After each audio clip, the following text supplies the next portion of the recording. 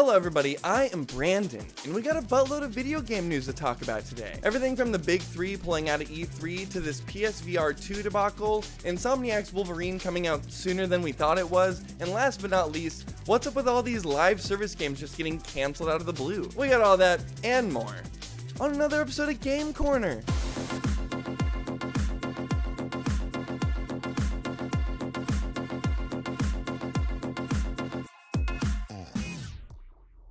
Remember, if you like what I do, to like the video, subscribe to the channel if you'd like to see more, and I'll stop wasting your time. So like I said, the first thing on the list today is the big three pulling out of E3. So believe it or not, this is actually one of the smaller stories this week, just based off of all the crazy shit going down in the game industry. Anyway, Kat Bailey over at IGN posted an article saying, exclusive, Xbox, Nintendo, and Sony won't be a part of E3 2023. All three of gaming's first-party console manufacturers appear poised to skip E3's big return. So I'm sure many of you guys know, but if you don't, the ESA is actually the organization behind E3 every year, and they actually took the year 2022 off so that they could put their resources and time into making a really good show for 2023, because they ended up having kind of this awkward all-online 2021. On top of that, the ESA has sort of just been struggling for years now to pivot E3 into something that's more successful in this modern day and age, since the Nintendo Direct sort of became a thing. And that's honestly being made more and more apparent every single year, especially since we're getting this news from IGN saying that the big three aren't even going to be showing up to the show this year. This information comes on the heels of Xbox's announcement last week that it would be returning to Los Angeles for its annual summer showcase,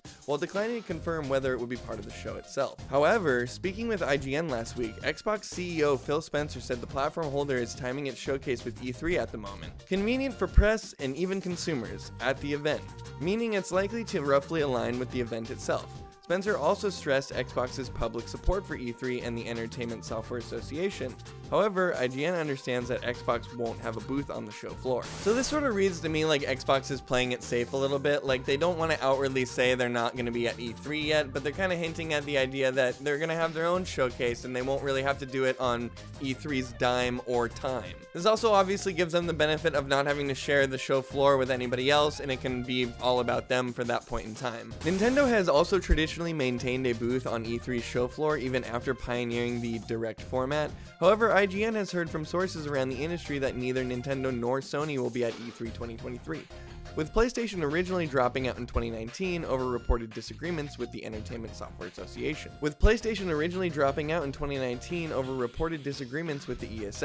It's currently unclear whether Nintendo and Sony intend to time a showcase with the event. Representatives from Nintendo, Sony, Xbox, and the ESA did not return requests for comment by press time. So keep in mind that obviously anytime we're working with rumors or leaks, anything of that nature, until Nintendo, Sony, Xbox, and the ESA actually make formal statements saying that they will or won't be there, we obviously want to kind of take this all with a grain of salt. That all being said, I think this is pretty likely real information even before we got the news from IGN. I mean, like Kat said, PlayStation already has beef with the ESA. Nintendo created the online showcase we sort of know today and has already sort of had a smaller showing at E3 the past couple years. And from the sounds of it, Xbox doesn't want to shell out the cash or the time to deal with the ESA either. I personally am a bit split on how I feel about this. I'm a pretty big fan of E3. I've been watching it since I was a little kid, and I've always been really excited when summer rolls around and I get to see all the new trailers and things coming out in the video game world. Not to mention, as a kid growing up enamored with this industry, it was always a time of the year where people would talk about games as if they were something bigger than just that thing you did in your free time. But obviously from a business standpoint, I could totally see how somebody like PlayStation or Xbox wouldn't want to have to deal with the ESA or pay them money to do something that they could do on their own in-house. Even if it is a total bummer to somebody like me who just likes to see all the industry kind of in one place at one point in time. And I think this year just might be the year that these companies finally decide to pull the trigger and not be a part of E3 anymore. As of right now, we're obviously gonna have to wait for official statements to come from these big three companies and to see what the ESA has in store for E3 this year. If they truly decide to not show up this year, I'd be pretty curious to know who the ESA is gonna have show up, because I honestly don't think there's many publishers out there who are gonna have the lineup to fill an entire E3 show right now. Hopefully we can at least look forward to something from Devolver Digital. So next up, hot on the gas passed last Monday morning, Bloomberg dropped an article from Takahashi Mochizuki claiming that Sony had to cut the production of their PSVR 2 headsets down from 2 million units to 1 million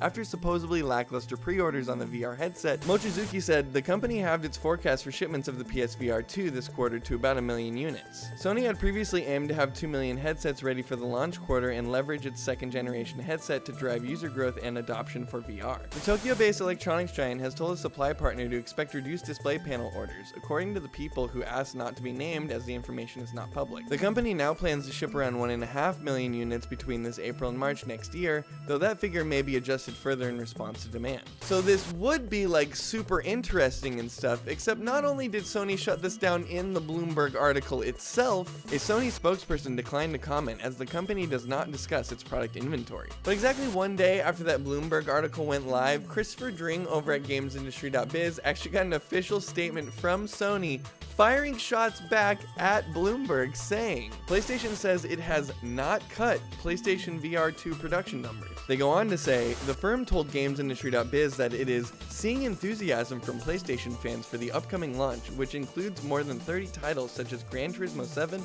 Horizon's Call of the Mountain, and Resident Evil Village. So, who is telling the truth here? We quite literally have two competing arguments here. One from Bloomberg saying Sony ain't shit, and another one from Sony saying that Bloomberg is full of shit. Now, while I couldn't say for sure, we did get more news last week that the PlayStation 5 has actually sold 32 million units so far. Now, that's not too shabby for a console who's been struggling to get units on shelves since launch and who's about to release a slightly overpriced VR headset to the market. I think the real question to ask here is, do people even care about VR anymore? And in my opinion, I think it's still an incredibly niche market with little to no notable software attached to it and a social perception that has tanked after the metaverse became a thing. I mean, ultimately, I think Sony probably reduced their sales expectations around the PSVR 2. And honestly, they're probably just trying to save face a little bit so it doesn't sound like they're shitting on a market that they're still invested in. But when it comes down to it, we're just gonna have to wait and see what the reception is to PSVR 2 when it launches on February 22nd. And if you are interested in picking up a PSVR 2, here's a list of titles that will be coming at launch. Keep in mind that you can still pre-order it until February 22nd, and it's going to be clocking in at $550 US.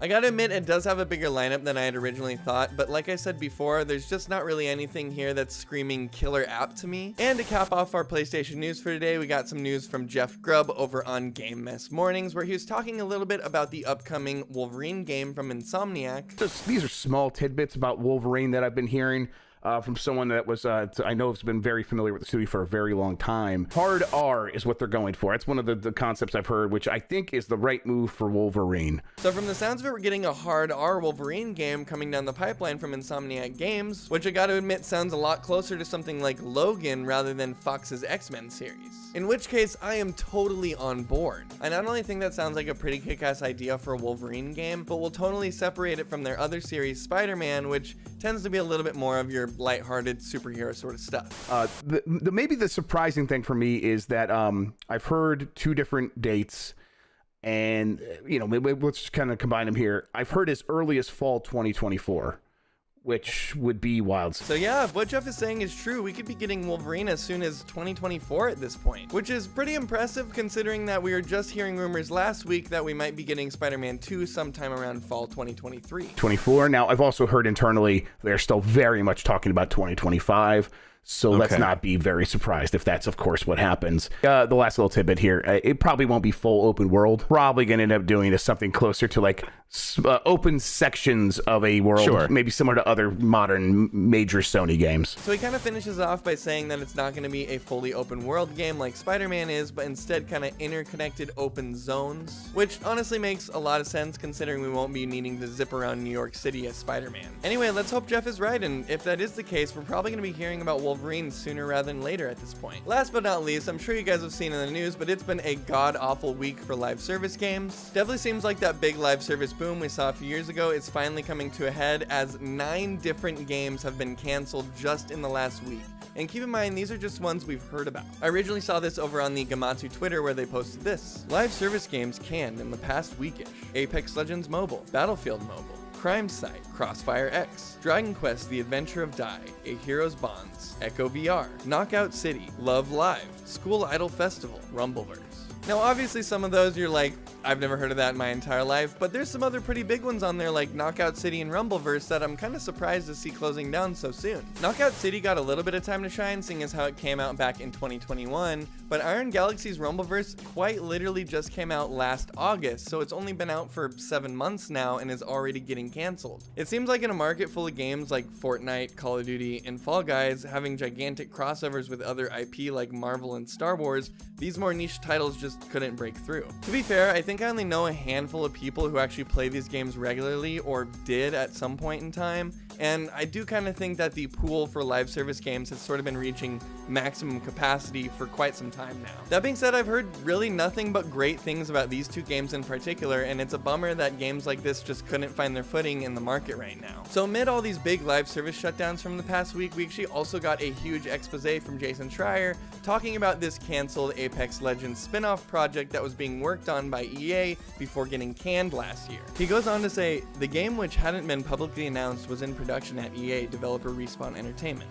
On Tuesday, EA, one of the world's biggest video game publishers, gave a disappointing outlook for revenue in the current quarter. The company said it was canceling the Apex Legends mobile game as well as a mobile version of Battlefield, and shuttered Industrial Toys. EA also delayed the highly anticipated Star Wars Jedi Survivor, another title in development at Respawn. So while we'll circle back around to what Jason Schreier says about this canceled Apex Legends game, this story was originally broken by Jeff Grubb almost a year ago actually. So at the time we had heard that the director of the secret game, Mohammed Alvi, sort of left off to do his own thing, and EA still had plans to release this game. And now a year later we're actually hearing that this game did end up getting canceled, and Titanfall fans are going to be pretty pissed about this one. The canceled project, codenamed TFL or Titanfall Legends, was a single-player game set in the universe shared by the Apex Legends and Titanfall games.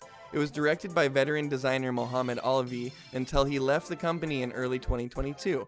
Although the game hadn't been advertised, EA had hinted at it several times. So obviously not only is Apex Legends EA's biggest game, raking in $2 billion up to this point, but it also shares a universe with Respawn Entertainment's previous series Titanfall. While not quite as publicly popular as Apex Legends, Titanfall has a gigantic cult following on the web who has been anxiously awaiting a new game in the series for years now. Unfortunately, not much else is known about this title, but we do have a little bit of information from Jeff Grubb in the original article where he said this. Respawn has only ever confirmed small tidbits about Olivi's game. It is a third project alongside continuing development of Apex Legends and the sequel to Star Wars Jedi Fallen Order. In addition to those details, I've learned it is a first-person shooter with AAA ambitions, and the design team is striving for mobility and style as guiding principles. So with EA kind of canceling their mobile game alongside this single-player spin-off title, a lot of fans are kind of left wondering what's next for Apex Legends right now. Not only do I think all this information is kind of telling for where the live service games market is right now, but I also think it kind of goes to show how hard it is to make these multiverses that everybody wants right now built around different entertainment mediums. Ultimately, anyone making these decisions over the past few years is chasing a golden goose that they may never catch, hoping they can get lucky and be the ones to sell players on these live interconnected experiences. I think the fact that we're seeing so many companies try and pivot away from this model as quickly as possible is really telling for kind of